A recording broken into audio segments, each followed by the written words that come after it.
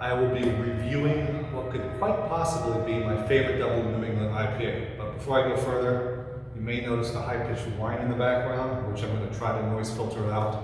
It's actually not Missing Falls up here doing their expansion as in the last review, which is good for them, but it is some other construction further down the way. I think I need another room to do this in another building, and it's ironic because as big as this building is, 53,000 square feet, I can't find a quiet place. But that's another day's problem. So how did this beer come about? RIP Arecibo. RIP means rest in peace. This is in memory of the US's largest radio telescope in the world that held that record for about 53 years before a bigger one got built. Now this is based in Arecibo, Puerto Rico, in a natural depression.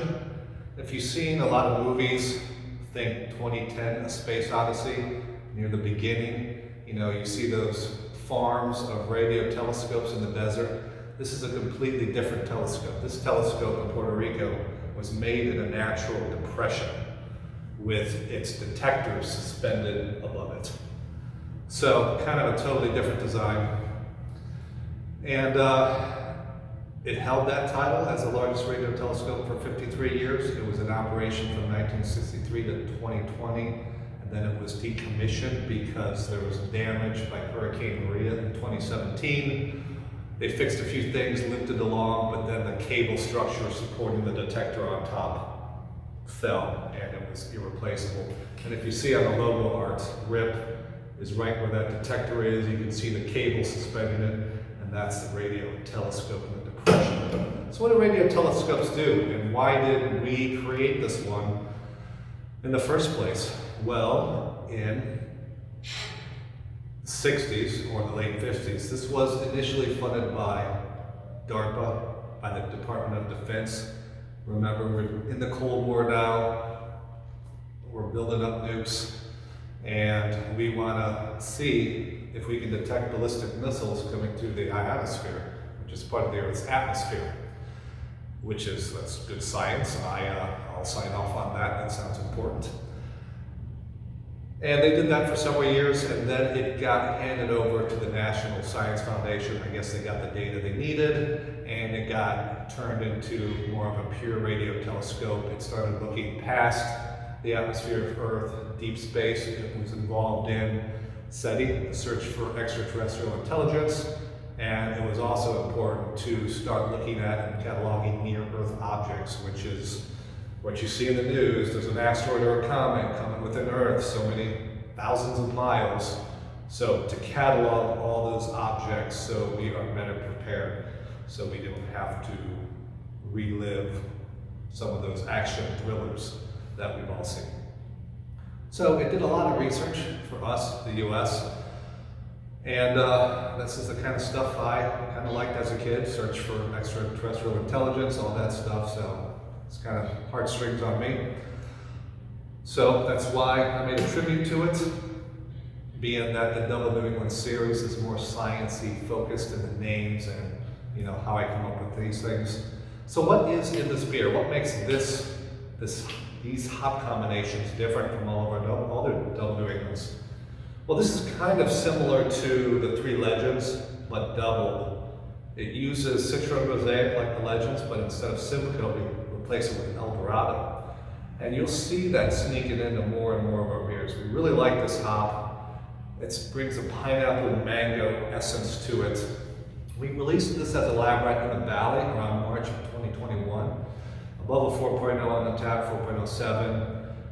And we directly scaled it up here for this release about a month ago. And the minute I had it sampled out of the tank, and I usually don't like to sample beers out of the tank too early after they got cold pressed, because it's usually pithy, everything's still settling, I don't get a good representation of the hop.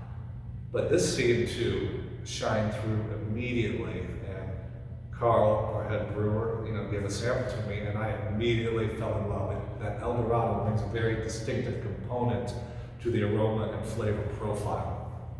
So let's open it up. enough for science on it.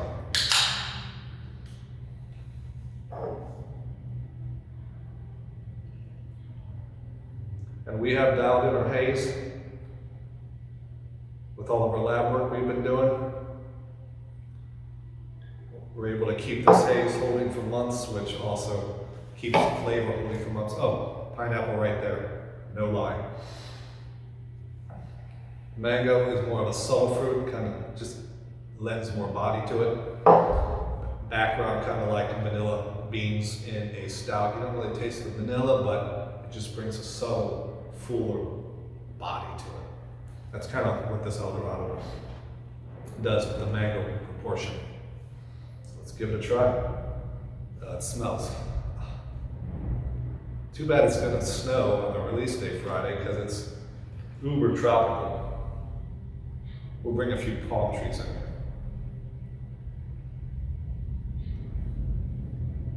This is delicious.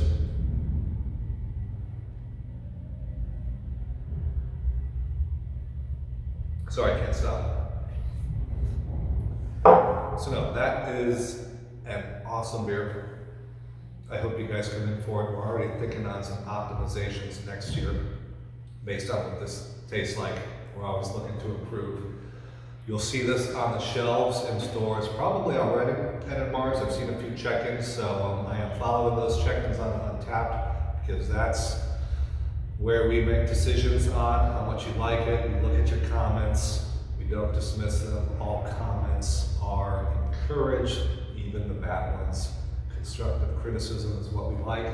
So make sure you untap this. Leave some details in the comments, what you like, don't like about it. We hope to just improve these beers year over year, every annual release. So we hope to see you this weekend.